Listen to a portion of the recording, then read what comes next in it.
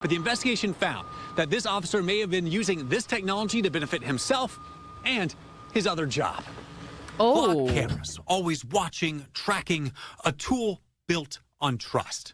It's an invaluable tool for law enforcement to actually solve cases, homicide cases, sexual assault cases. But a recent investigation shows the trust. You know, this is always the direction the media goes immediately when they start covering Flock, is how useful it is for law enforcement. But I just never really understood the logic of that, because what's also would be useful for law enforcement is if they authorized every time you turned on your vehicle.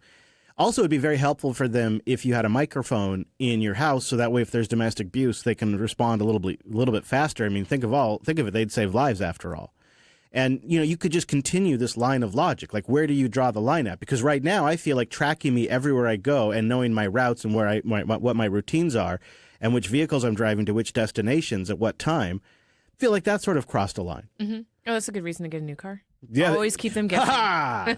Be like, you know, Steve Jobs. This is true. Steve Jobs drove around for years with no license plate. Oh. Just like the new car thing, because he didn't want to be tracked. Yeah. And then every now and then he'd get fined, but he'd just pay the fine. Yeah, of course. Yeah, it's badass. May have been betrayed. It alleges that over the course of months, Sandy Springs Police Reserve Sergeant Francis Esposito used his Sandy Springs Flock login to run license plates, gather data, all for another job. The data is the gold mine for Which literally job? any startup, any company that is trying to grow. The investigation concluded that Esposito may have violated multiple Georgia laws, including corporate